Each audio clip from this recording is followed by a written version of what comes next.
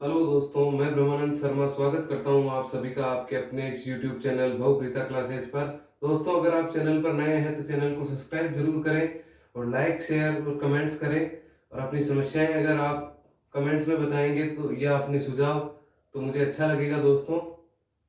तो दोस्तों, मैं लेके आया हूँ आज एक नई सीरीज आज से। इस सीरीज में आपको राजस्थान जीके के जो एग्जाम के पॉइंट ऑफ व्यू से जो मोस्ट इम्पोर्टेंट टॉपिक हैं उनकी शॉर्ट वीडियो के माध्यम से जो प्रमुख प्रमुख बातें हैं उसके बारे में हम अध्ययन करेंगे। दोस्तों, निश्चित रूप से इन शॉर्ट वीडियो से क्वेश्चन जरूर पुटअप होते हैं एग्जाम में, तो वो सारी बातें मैंने इंक्लूड की हैं इस सीरीज में और ये सीरीज आज से कंटिन्यू चलेगी। तो रोज आपको नई नई वीडियो के माध्यम से पूरे राजस्थान जीके के बारे में अध्ययन करवाया जाएगा। तो दोस्तों, ज्यादा समय आपका खराब ना करते हुए शुरू करते हैं। राजस्थान के प्रमुख पुरातात्विक स्थल। दोस्तों, पुरातात्विक स्थल या सभ्यता स्थल एक ही बात है जिसमें राजस्थान के विभिन्न पुरातात्विक स्थलों के बारे में हम अध्ययन करेंगे। तो सबसे पहले लेते हैं हम आहड़, जो सबसे मोस्ट, जैसे कालीबंगा है, गणेश्वर है, आहड़ है, इनसे बहुत ज्यादा क्वेश्चन पूछे जाते हैं हर एग्जाम में। तो सबसे पहले आहड़ को लेते हैं हम। आहड़ की खोज करता है इसके अक्षय कीर्ति व्यास 1952 ईस्वी में और उत्खनन करता है रतन चंद्र अग्रवाल, आरसी अग्रवाल। 1953 से 1956 ईस्वी के मध्य इन्होंने उत्खनन किया था। और वी.एन. मिश्र व एच.डी. सांकलिया, इन्होंने 1961-62 में उत्खनन किया था। ये जो आहड़ है ये उदयपुर के आयड़ नदी या बेडज नदी बोलते हैं हम, उसके किनारे पे स्थित है। अब दोस्तों, यहाँ पर ध्यान दीजिए, खोजकर्ता वो होता है जो किसी भी स्थल को सबसे पहले प्रकाश में लेके आता है, जिसको रिकॉग्नाइज करता है, वो है आपके खोजकर्ता अक्षय कीर्ति व्यास। और उत्खनन करता जो किसी स्थल पर खुदाई का कार्य आरंभ करता है और वहां से पुरातात्विक अवशेष निकालता है, वो उत्खनन करता होता है। तो इसके उत्खनन करता दो है। पहले फर्स्ट फेज में 1953 से 56 के बीच आरसी अग्रवाल द्वारा उत्खनन किया गया। सेकेंड नंबर पे आपके वी.एन. मिश्र और एच.डी. सांकलिया 1961-62 में इन्होंने उत्खनन का कार्य यहाँ पर प्रारंभ किया। एच.डी. सांकलिया ने इसको ताम्र पाषाणिक सभ्यता का दर्जा भी दिया है, जो हम आगे देखेंगे इसमें। इसके उपनाम है ताम्रवती नगरी, धूलकोट, आघाटपुर या आघाट दुर्ग और आघाटपुर दोनों कहते हैं इसे, बनास घाटी की सभ्यता। ये इस आहड़ सभ्यता या आहड़ जो पुरातात्विक स्थल है उसके उपनाम है। अब दोस्तों, यहाँ पे भी आपको कंफ्यूजन होता है, ताम्रवती नगरी और एक है ताम्र संचयी नगरी।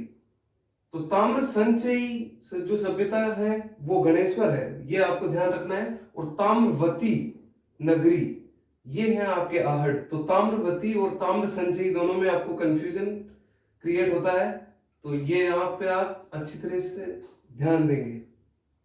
इसकी जो प्रमुख विशेषताएं हैं, ताम्रयुगीन स्थल है। जैसे दोस्तों आपको पता है कि विभिन्न सभ्यताओं को अलग अलग काल के अनुसार विभाजित किया गया है, जैसे लोह युगीन सभ्यताएं, ताम्र पाषाणिक सभ्यताएं और पाषाणकालीन सभ्यताएं। इस प्रकार ये ताम्रयुगीन सभ्यता का स्थल है। ये बात विशेष रूप से आपको ध्यान रखनी है, एग्जाम के पॉइंट ऑफ व्यू से ये मोस्ट है कि आहड़ को किस सभ्यता के अंतर्गत रखा जाता है, तो ताम्रवती नगरी में या ताम्रयुगीन स्थल के रूप में। और ये पूर्णतः ग्रामीण सभ्यता है। दोस्तों, जैसे सिंधु घाटी सभ्यता में आप पढ़ते हैं वह नगरीय सभ्यता थी, लेकिन ये आहड़ जो है ये ग्रामीण सभ्यता थी। इसके 8 स्तर पाए गए हैं। 8 स्तर का मतलब ये है कि ये 8 बार इस सभ्यता का पतन हुआ और 8 बार इसका उत्थान हुआ। 8 बार उजड़ी और 8 बार बसी। लाल व काले मृदबाण, लाल और काले मृदबाण किस सभ्यता स्थल की प्रमुख विशेषता है, तो इसमें आपको ध्यान रखना है आहड़। ये एग्जाम में कई बार पूछा जा चुका है ये क्वेश्चन। लाल व काले मृदबाण जो इसकी प्रमुख विशेषताएं हैं यहां से प्राप्त हुए हैं। 6 चूल्हे एक साथ प्राप्त हुए हैं। दोस्तों, एक स्थल या एक घर पे इसमें 6 चूल्हे एक साथ प्राप्त हुए हैं, जिससे ये अनुमान लगाया जाता है कि यहाँ पर वृहद या सामूहिक परिवार की व्यवस्था थी और भोजन एक साथ पकाया जाता था पूरे परिवार का। तो वृहद परिवार व सामूहिक भोजन व्यवस्था के यहाँ पर अवशेष देखने को मिलते हैं। गंदे पानी के निकास के लिए चक्रकूप पद्धति। चक्रकूप पद्धति क्या होती है?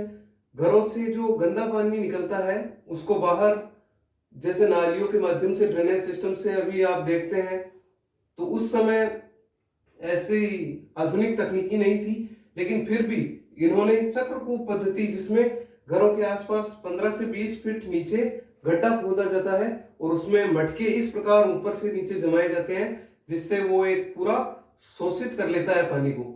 तो चक्रकूप पद्धति के अवशेष यहाँ पर गंदे पानी के निकास के लिए बनाए गए थे। मृतकों के साथ आभूषण भी दफनाए जाते थे। अब दोस्तों, यहाँ पर जो मृतक होते थे उनके जो कब्र होती थी उसमें आभूषण भी साथ में दफनाए जाते थे और शवों को उत्तर की ओर सर और दक्षिण की ओर पैर रखते थे।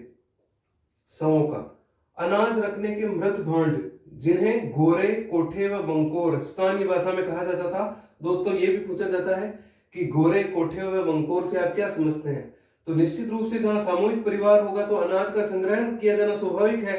इतना अनाज रखने के लिए फिर उन्होंने संग्रहण के लिए जो पात्र होते थे उनको स्थानीय भाषा में गोरे, कोठे व बंकोर कहा जाता था। ये बात आपको विशेष तौर से ध्यान रखनी है। इसको मैंने रेड मार्कर से हाईलाइट कर दिया है। यहाँ से 6 यूनानी मुद्रा व 3 मोहरे मिले हैं। अब दोस्तों, यहाँ से 6 यूनानी मुद्राएं और 3 मोहरे भी प्राप्त हुई है। ये भी बात आपको विशेष रूप से ध्यान रखनी है। पत्थर से शस्त्र बनाने के कारखाने, पत्थरों के माध्यम से यहाँ पर अस्त्र शस्त्रों का निर्माण होता था, शस्त्र बनाए जाते थे, उसका कारखाना यहाँ पर संचालित होता था। इसके भी ऐसे अवशेष प्राप्त होते हैं। और टेराकोटा की वृषभ आकृतियां मिली है। टेराकोटा यानी मिट्टी की जो बेल की आकृतियां मिली है यहाँ से, जो कई जगह से मिली है, जैसे आपके ओझियाना, भिलवाड़ा में वहां भी भरपूर मात्रा में मिली है। तो जो यहाँ से मिली है टेराकोटा की वृषभ या बेल की आकृतियां, उनको बनासियन बुल कहा जाता है। ये बात आपको ध्यान रखनी है। बनासियन बुल कहाँ से पाया गया, ये इस प्रकार के क्वेश्चन यहाँ से पुटअप होते हैं। अब इस इतने से जो बातें मैंने बताई, इसमें से कई क्वेश्चन बनते हैं दोस्तों। जैसे खोजकर्ता का प्रश्न हो गया, उत्खननकर्ता का प्रश्न हो गया, आहड़ किस नदी के किनारे पर बसा हुआ है, ये क्वेश्चन हो गया। ताम्रवती नगरी, ये क्वेश्चन बनता है। आघाटपुर किसका उपनाम है, ये क्वेश्चन बनता है।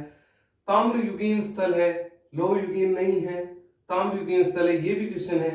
ये ग्रामीण सभ्यता थी या नगरीय सभ्यता थी, ये भी प्रश्न है। यहाँ पर कितने स्तर प्रकाश में आए, 8 स्तर। लाल व काले मृदभांड किस सभ्यता स्थल की विशेषता है, ये भी एक क्वेश्चन है।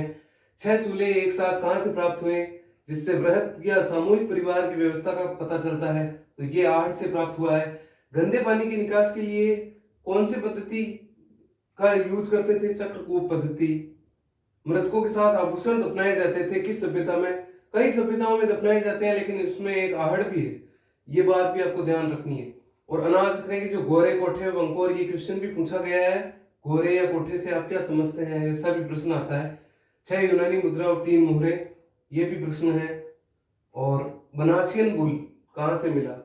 तो दोस्तों, इतनी सी वीडियो के अंदर जो मैंने अभी इतनी कम समय में वीडियो बनाई है, उसमें जो आहड़ सभ्यता का संपूर्ण प्रारूप इसमें आपके सामने प्रस्तुत कर दिया है। तो ये दोस्तों, इसको बनाने में बहुत मेहनत भी होती है, क्योंकि सिलेक्टेड बिंदु ही लिखने होते हैं, क्योंकि ऐसे तो वीडियो ज्यादा लंबी हो जाती है और फालतू की बातें हो जाती है। तो बिना आपको बोर किए हुए छोटी से छोटी वीडियो के माध्यम से महत्वपूर्ण जानकारी देने का मेरा पूरा प्रयास रहा है। तो दोस्तों, आप अपने मित्रों को भी इस चैनल से जोड़िए ज्यादा से ज्यादा और एग्जाम में अच्छे से अच्छा परफॉर्म करिए। नमस्कार दोस्तों, ठीक, आपका बहुत बहुत धन्यवाद, आपने देखा और ग्रहण की ये सब चीजें। मिलते हैं अगली वीडियो में।